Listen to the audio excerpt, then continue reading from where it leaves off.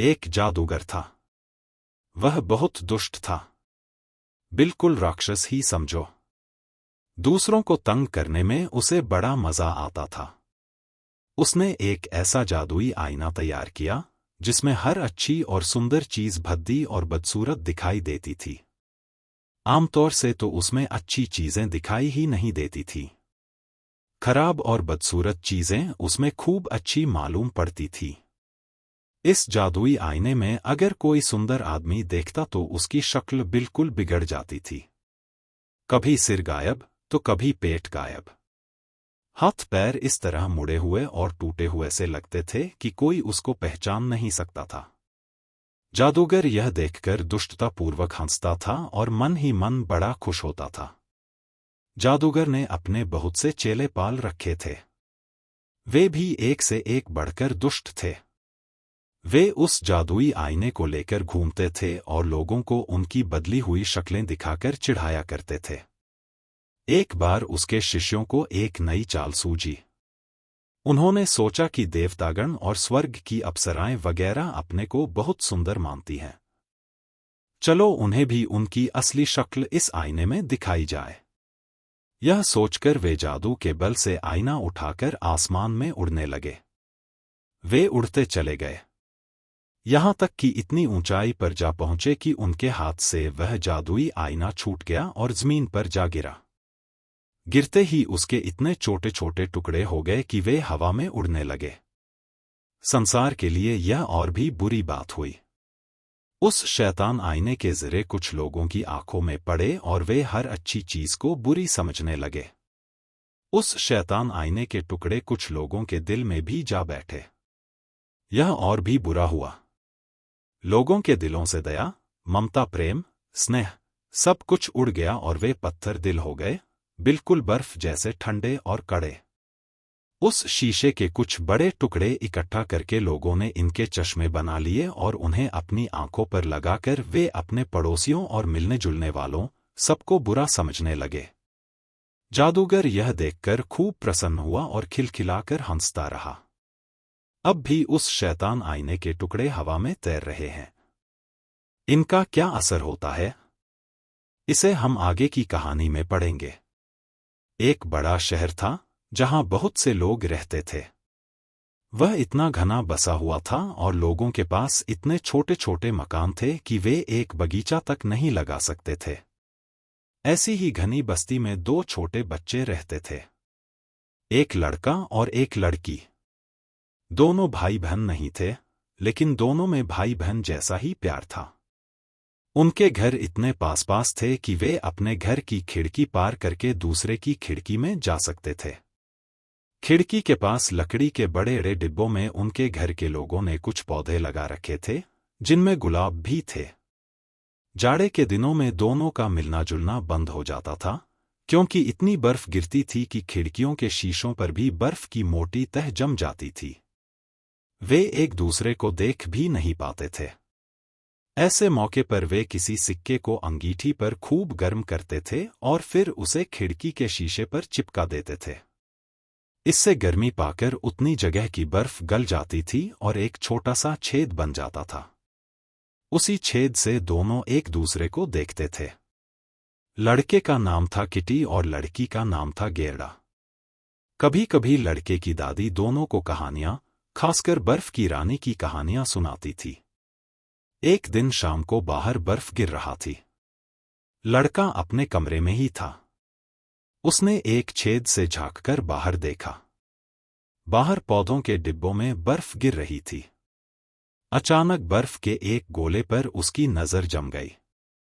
उसने देखा कि बर्फ का वह गोला बढ़ते बढ़ते रुई के एक ढेर की तरह हो गया। यही नहीं, थोड़ी देर में लगा कि वहां सफेद वस्त्र पहने एक रानी बैठी है, जिसने तारों का मुकुट पहन रखा है। लड़का उसे देखता ही रह गया। क्या यही बर्फ की रानी है? अचानक रानी ने उसको अपनी ओर आने का इशारा किया। लड़का डर गया और खिड़की से नीचे उतर आया। अचानक उसने देखा कि एक बड़ी सी सफेद चिड़िया उसकी खिड़की के पास से उड़ गई है और बर्फ की रानी गायब हो गई। इसके कई दिन बाद की बात है। लड़का गेड़ा के पास बैठा था। दोनों एक किताब के पन्ने उलट रहे थे जिसमें चिड़ियों और जंगली जानवरों के चित्र थे। तभी जैसे ही गिरजे की घंटी ने 12 बजाए, लड़का कहने लगा, लगता है मेरी आंखों में कुछ गिर गया है और मेरे सीने में दर्द हो रहा है। गेड़ा ने उसकी आंखें देखीं, लेकिन उसे कुछ नहीं दिखाई दिया। असल में उसकी आंखों में उसी शैतान आईने का कोई बारीक टुकड़ा आ गिरा था। थोड़ी ही देर में वह गेड़ा से झगड़ने लगा और बोला, तुम इस तरह रोती क्यों हो? और तुम्हारा चेहरा कितना भद्दा मालूम पड़ता है। छिया। असल में गेड़ा हंस रही थी, लेकिन लड़के को उल्टा ही दिखाई देता था। वह फिर बोला, ये गुलाब के पौधे कितने भद्दे हैं, और यह डिब्बा भी सड़ गया है। उसने डिब्बे को ठोकर मार दी और फूल नोच डाले। लड़की चिल्लाई, अरे तुम यह क्या कर रहे हो? लेकिन वह नहीं माना और उसे धक्का देकर भाग गया। उस शैतान आईने के टुकड़े से अब वह बहुत शरारती और झगड़ालू हो गया था। वह दादी को मुंह चिढ़ाता, किताबें फाड़ डालता था और पड़ोसियों को तंग करता था। वह गेड़ा को भी बहुत बहुत रुलाया करता था, क्योंकि उसके दिल में भी शैतानी आईने के टुकड़े चले गए थे। जाड़े के दिनों में एक दिन वह गर्म कपड़े पहनकर और हाथों में दस्ताने पहनकर मोहल्ले के शरारती लड़कों के साथ खेलने निकल गया। वे लोग बर्फ पर फिसलने का खेल खेल रहे थे।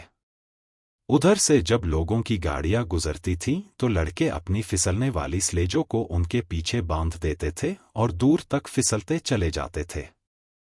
किटी ने भी एक गाड़ी के पीछे अपनी स्लेज बांध दी और फिसलना शुरू कर दिया। उस गाड़ी में एक आदमी सफेद लबादा ओढ़े और मोटी सफेद टोपी लगाए बैठा था। वह आदमी बार बार मुड़कर किटी को अपने पीछे आने का इशारा करता था और किटी उसके पीछे पीछे फिसलता जा रहा था। गाड़ी शहर की सड़कों को पार करती हुई थोड़ी देर में शहर के बाहर आ गई। किटी कुछ घबराया। उसने अपनी स्लेज को गाड़ी से छुड़ाने की कोशिश की, लेकिन उसकी कोशिश बेकार गई। किटी ने चिल्लाने की कोशिश की, लेकिन उसके मुंह से आवाज ही नहीं निकली, और अगर निकलती भी तो वहां सुनता कौन? बर्फ तेजी से गिर रही थी। इतने में किटी ने देखा कि गाड़ीवान की टोपी और लबादा गायब हो गया और गाड़ीवान की जगह सफेद वस्त्र पहने एक सुंदर देवी आ बैठी। किटी ने फौरन पहचान लिया, यह बर्फ की रानी थी। बर्फ की रानी ने किटी को अपनी गाड़ी में बिठा लिया और उसे अपनी सफेद चद्दर से ढककर बोली, तुम्हें बहुत जाड़ा लग रहा है ना? लेकिन उसकी चद्दर में तो और भी ठंडक थी। बर्फ की रानी ने जब प्यार से उसका माथा चूमा तो उसे लगा जैसे उसका माथा बर्फ से छू गया हो। वह आसमान में उड़ने लगी। किटी ने सुना, बादल रानी के स्वागत में कोई गीत गा रहे थे। अब वे लोग बादलों के भी ऊपर उड़े जा रहे थे। बर्फ की रानी उसे बादलों के देश में ले आई थी। उधर गेड़ा उसकी याद में बड़ी दुखी थी। लड़कों से उसे मालूम हुआ कि किसी गाड़ी के साथ किटी स्लेज में घिसकता हुआ न मालूम कहाँ चला गया। लड़कों की आंखों में आंसू आ गए और गेड़ा तो फूट फूट कर रोने लगी। कुछ दिनों बाद जाड़ा खत्म हो गया। बसंत ऋतु आई। जब बसंत ऋतु की सुहावनी धूप गेड़ा की खिड़की में आई तो उसे अपने साथी की बड़ी याद आई। एक दिन वह अपने लाल जूते पहनकर नदी किनारे जा पहुंची और नदी से पूछने लगी, क्या तुम मेरे भाई को बहा ले गई हो? मैं तुम्हें अपने ये नए नए जूते दूंगी, तुम मेरा भाई ला दो। इसके जवाब में नदी की लहरें अजीब तरह से हिलने लगीं। गेड़ा ने अपने जूते पानी में फेंक दिए, लेकिन लहरें जूतों को बहाकर फिर से नदी किनारे छोड़ गईं।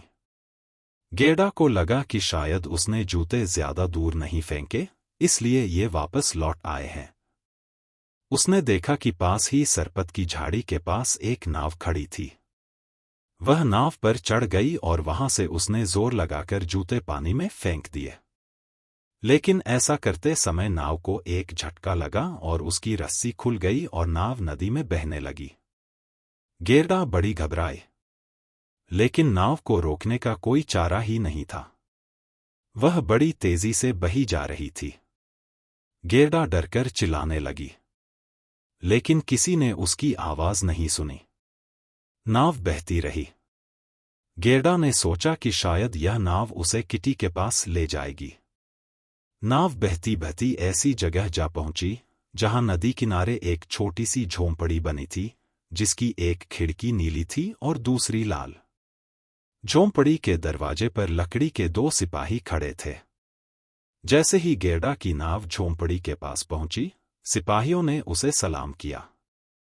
गेरडा ने सोचा शायद ये जिंदा हैं। वह मदद के लिए उन्हें पुकारने लगी, लेकिन सिपाही चुपचाप खड़े रहे। उसकी आवाज सुनकर झोंपड़ी में से एक बुढ़िया निकली। वह एक लाठी के सहारे चल रही थी। उसने अपनी लाठी से नाव को किनारे की ओर खींचते हुए कहा, हाय बेचारी लड़की, तुम कितनी दूर पानी में बह आई। फिर उसने गेरडा को उठाकर किनारे उतार लिया। गेरडा किनारे पर पहुंचकर बहुत खुश हुई, लेकिन साथ ही इस विचित्र बुढ़िया को देखकर उसे डर लग रहा था। बुढ़िया के पूछने पर गेरडा ने सारा किस्सा कह सुनाया और फिर पूछा, क्या तुमने मेरे भाई किटी को देखा है? बुढ़िया बोला, नहीं, मैंने उसे नहीं देखा, लेकिन अगर वह नदी में बह रहा है तो जरूर यहां आ पहुंचेगा।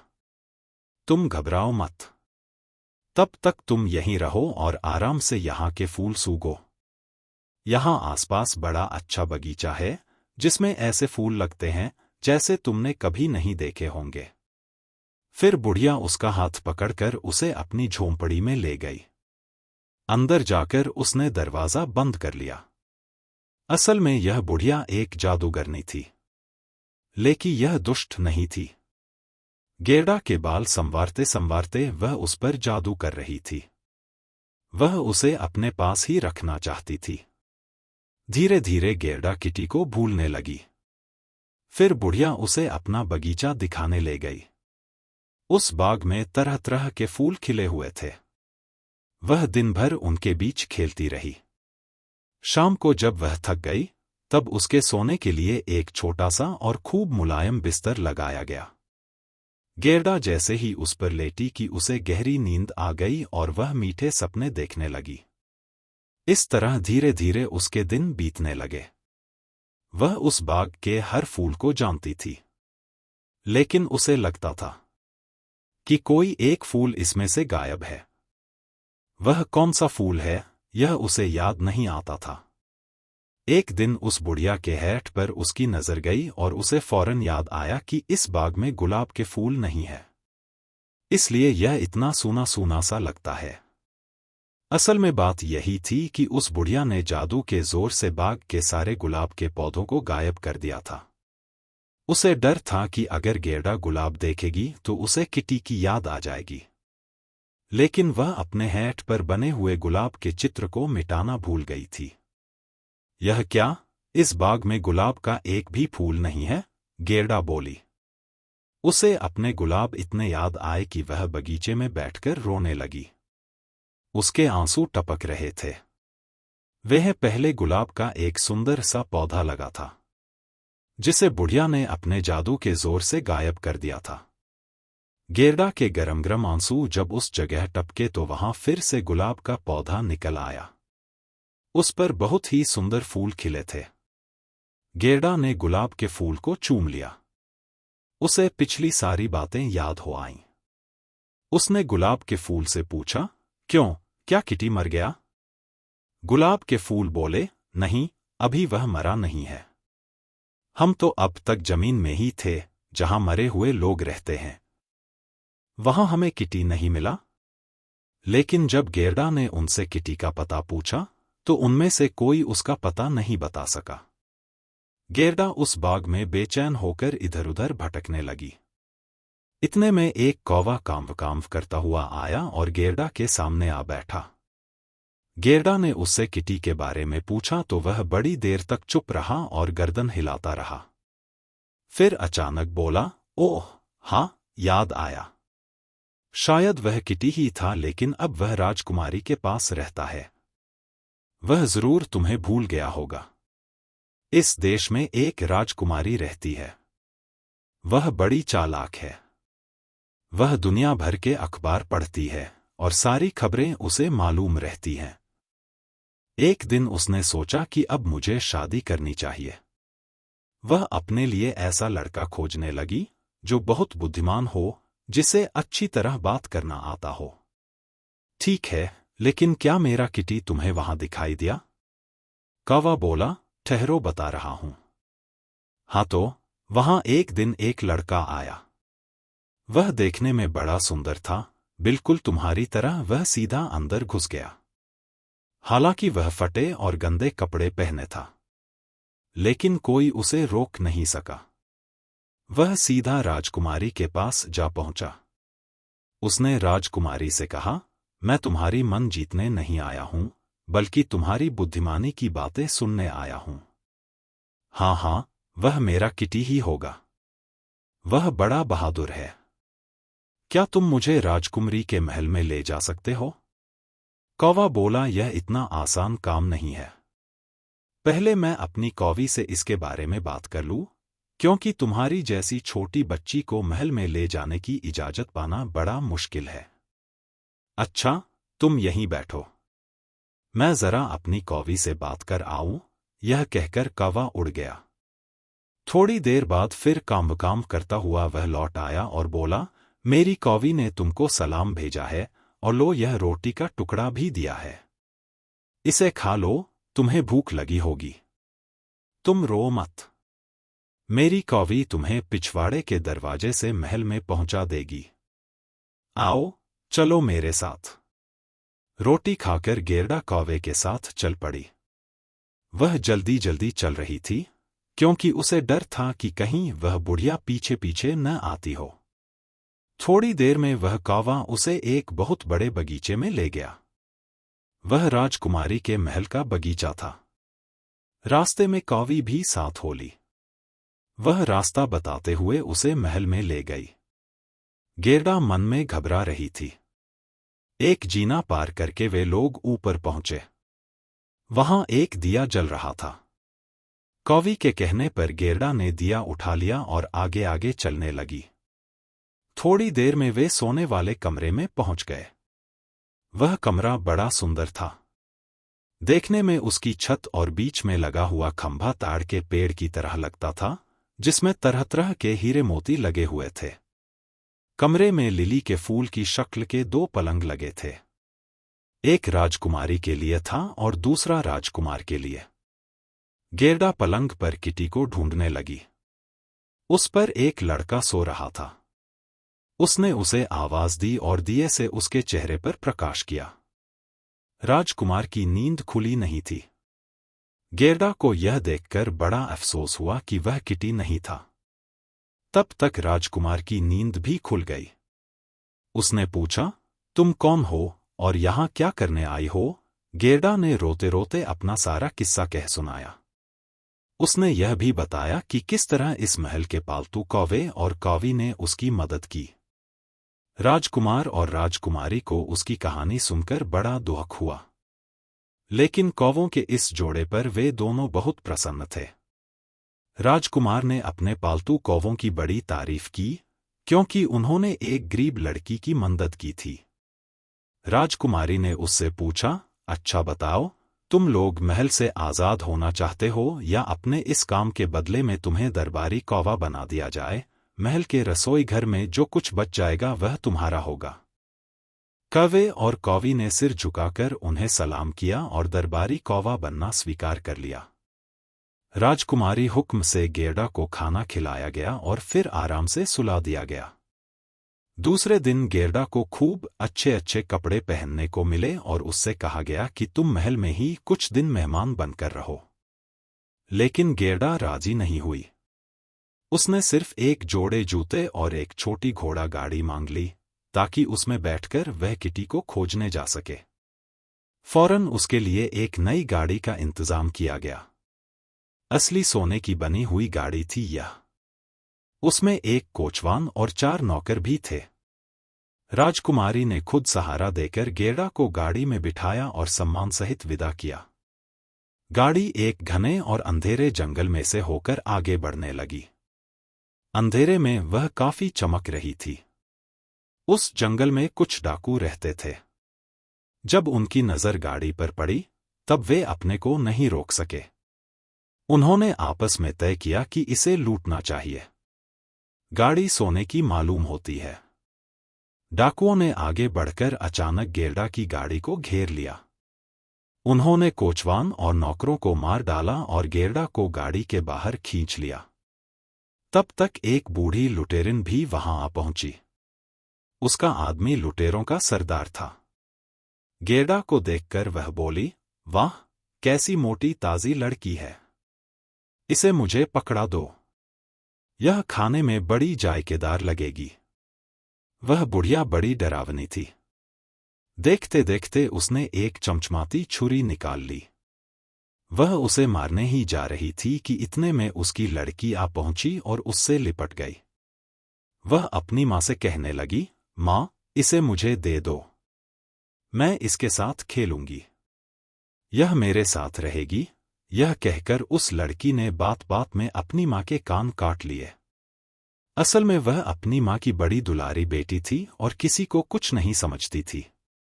लुटेरे की लड़की गेरडा के साथ उसकी गाड़ी में आ बैठी और गाड़ी को हाँकते हुए और भी घने जंगल में ले गई। वह गेरडा के बराबर ऊंची थी, लेकिन उससे ज्यादा तगड़ी थी।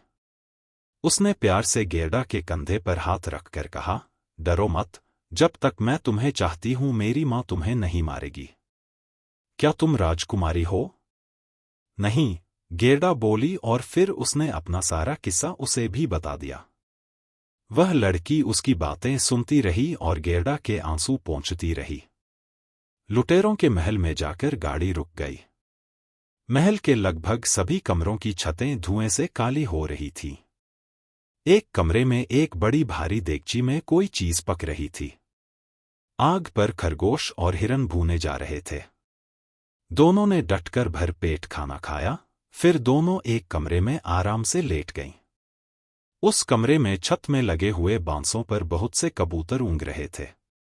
उस लड़की ने बताया कि ये सब उसके पालतू कबूतर हैं। उसने एक बड़ा भारी हिरन भी पाल रखा था, जो हमेशा एक बड़ी जीर से बंधा रहता था। थोड़ी देर तक इधर-उधर की बातें करने के बाद वह लड़की सो गई। लेकिन गेरडा को नींद नहीं आ रही थी। इतने में दो जंगली कबूतर बोले, गुटरगू, गुटरगू, हमने तुम्हारे किटी को देखा है। वह बर्फ की रानी के रथ साथ अपनी स्लेज बांधकर भागा चला जा रहा था। यह क्या कह रहे हो तुम लोग? जरा मुझे भी बताओ कि बर्फ की रानी कहाँ रहती है। क्या तुम लोग कुछ जानते हो? गेरडा ने कबूतरों से पूछा। हमें यह तो नहीं पता कि वह कहाँ रहती है। हो सकता है बर्फ के देश में रहती हो। यह रेनडियर, बर्फीले प्रदेश का हिरन, तुम्हें उसके बारे में बहुत कुछ बताएगा। इतने में रेनडियर अपने पिंजरे से बोला, वहां चारों तरफ हमेशा बर्फ ही बर्फ रहती है। वहां सब आजादी से रहते हैं। बर्फ की रानी गर्मी के दिनों में बर्फ के मैदान में आ जाती है, लेकिन उसका किला उत्तरी ध्रुव पर है। सुबह उठकर गेरडा ने उस लड़की को कबूतर और रेनडियर की बातें बता दीं और उससे मदद मांगी। लुटेरे की लड़की राजी हो गई। दोपहर में जब सब लोग खा पी कर सो गए, तब उस लड़की ने गेरडा को रेनडियर से अपने साथ उत्तर के बर्फीले देश लैपलैंड पहुंचा आने को कहा। रेनडियर फौरन राजी हो गया। लुटेरे की लड़की ने गेरडा को रेनडियर की पीठ पर बांध दिया और अपनी मां के बड़े बड़े दस्ताने हाथों में पहना दिए, ताकि बर्फीले देश में उसे ज्यादा ठंड न लगे। गेरडा की आंखों में आंसू आ गए, क्योंकि उसने यह कभी नहीं सोचा था कि लुटेरों के बीच भी उसे अपना कोई मित्र मिल जाएगा। उसे आंसू बहाते देखकर लुटेरे की लड़की बोली, तुम इस तरह रोती क्यों हो? तुम्हें तो और खुश होना चाहिए। लो, ये रोटी के कुछ टुकड़े हैं और कुछ भुना हुआ गोश्त है। अपने पास रख लो, रास्ते में भूख लगने पर खा लेना। फिर उसने रेनडियर की पीठ ठोककर कहा, देखो, इस लड़की को कहीं गिराना मत, बहुत संभाल कर ले जाना। रेनडियर गेरडा को अपनी पीठ पर बिठाए हुए फौरन चौकड़ी भरकर भाग खड़ा हुआ। रास्ते में एक जगह रुककर दोनों ने खाना खाया। रेनडियर फिर से दौड़ने लगा। अंत में वे दोनों उत्तरी ध्रुव के पास के बर्फीले देश लैपलैंड में जा पहुंचे। रेंडियर एक छोटी सी झोंपड़ी के पास रुका। यह झोंपड़ी बर्फ का एक अजीब सा मकान था, जिसके अंदर एक स्त्री बैठी हुई आग में मछली भून रही थी। अंदर जाकर रेंडियर ने पहले तो गेरडा का किस्सा कह सुनाया और फिर अपनी राम कहानी सुनाई। गेरडा को इतना जाड़ा लग रहा था कि वह एक कोने में दुबक कर बैठ गई। गेरडा का किस्सा सुनकर वह स्त्री बोली, बेटी, अभी तुम्हें बहुत दूर जाना है। यहां से 100 मील दूर फिनलैंड नामक एक देश पड़ता है। आजकल बर्फ की रानी ने वहीं पर डेरा डाल रखा। उसके खेमे में रोज रात को नीले रंग की बत्तियां जलती हैं। लो, एक मछली के सूखे हुए टुकड़े पर मैं तुम्हें एक चिट्ठी लिख देती हूं, क्योंकि मेरे पास कोई कागज नहीं है। यह चिट्ठी तुम रास्ते में रहने वाली फिनलैंड की एक स्त्री को दे देना। वह तुम्हें आगे का रास्ता बता देगी। उसने गेरडा को खाना खिलाया। गेरडा ने कुछ तक आग तापी और फिर वह उसकी चिट्ठी लेकर रेंडियर की पीठ पर सवार हो गई। रेंडियर दौड़ने लगा। रेंडियर रात भर दौड़ता रहा और फिनलैंड जा पहुंचा। वह उस स्त्री की झोंपड़ी जानता था, जिसके नाम गर्दा एक चिट्ठी लेकर जा रही थी। उसने वहां जाकर आवाज लगाई और फिर घुटनों के बल रेंगते हुए दोनों उसकी झोंपड़ी में घुस गए। अंदर आग जल रही थी। गेरडा आग तापने बैठ गई। उस स्त्री ने सूखी मछली पर लिखी हुई चिट्ठी 2-3 बार पढ़ी और फिर मछली को खाने के लिए संभाल कर रख लिया। फिर उसने रेंडियर से कहा, इस लड़की का भाई किटी अभी तक बर्फ की रानी के साथ ही रहता है। उसे यहाँ की चीजें इतनी अच्छी लगती हैं कि वह और सब कुछ भूल गया है। अब वह यहाँ से जाना नहीं चाहता। लेकिन असली बात तो यह है कि उस जादुई आईने के कुछ टुकड़े उसकी आंखों और उसके दिल में घुसे हुए हैं, जिससे वह हर खराब चीज को अच्छी समझने लगा है और बर्फ की रानी के असर में रहता है। जब तक वे टुकड़े नहीं निकलते, तब तक वह एक अच्छे लड़के की तरह नहीं सोच सकता और बर्फ की रानी उसे बराबर अपने असर में रखेगी। यह सुनकर रेंडियर बोला, तो तुम इस नन्ही बच्ची पर दया करके इसे कोई चीज क्यों नहीं दे देती, जिसे यह इस मुसीबत में काम ला सके और बर्फ की रानी के असर से किटी को छुड़ा सके। वह स्त्री कहने लगी, नहीं, इस लड़की के पास खुद एक बहुत बड़ी शक्ति है। इसी शक्ति के बल पर यह बर्फ की रानी के महल में पहुंच सकती है और किटी की आंखों और उसके दिल को जादुई आईने के असर से बचा सकती है। इसके पास जो शक्ति है वह है इसका पवित्र और प्रेम भरा हृदय। उसी के बल पर इसे जीत मिल सकती है। यहां से 2 मील पर बर्फ की रानी का बगीचा है। तुम वहीं एक झाड़ी के पास इसे छोड़कर फौरन लौट आना। यह कहकर उसने गेरडा को रेंडियर की पीठ पर बिठा दिया और रेंडियर तेजी से दौड़ने लगा। थोड़ी देर में वह बर्फ की रानी के बगीचे के पास आ पहुंचा। वहां उसने गेरडा को उतार दिया और उसे चूम लिया। उसकी आंखों में आंसू आ गए। गेरडा की आंखें भी भीग आईं। इतने अच्छे रेंडियर से अलग होते हुए उसे बड़ा दुख हो रहा था। फिर रेंडियर वहां से फौरन लौट आया। अब गेरडा उस सुनसान बर्फीली जगह में अकेली रह गई। गेरडा नंगे पैर ही बर्फ पर दौड़ने लगी। उसने देखा कि बर्फ के कुछ टुकड़े उसका पीछा कर रहे थे। धीरे धीरे उनका आकार बदल गया। असल में वे बर्फ की रानी के सिपाही थे और वे देखने में बड़े अजीब से लगते थे। गेरडा ने डरकर अपनी प्रार्थना दोहरानी शुरू की। थोड़ी ही देर में वहां बहुत से फरिश्ते आ पहुंचे। उन्होंने बर्फ के सिपाहियों को मार भगाया। यही नहीं, उन्होंने गेरडा के पैरों और हाथों को भी छू लिया, जिससे अब उसे जाड़ा बिल्कुल नहीं लग छू सकता था। अब वह शान के साथ बर्फ की रानी के महल घुस गई। उस महल की दीवारें बर्फ की बनी हुई थीं। खिड़कियों के शीशे भी पतले बर्फ के बने हुए थे। उस महल में सैकड़ों कमरे थे। वे सब उत्तरी प्रकाश से जगमग थे। सबसे बड़े कमरे के बीच में एक बहुत बड़ी झील थी, जिसका पानी अक्सर जमा रहता था। बर्फ की रानी जब यहां रहती थी, तो उसी झील के बीच बैठा करती थी। वहां नन्हा किटी मारे ठंड के नीला पड़ गया था। फिर भी उसे जाड़ा नहीं लगता था, क्योंकि बर्फ की रानी ने उसका शरीर छूकर उसे जाड़ा सहने लायक बना दिया था।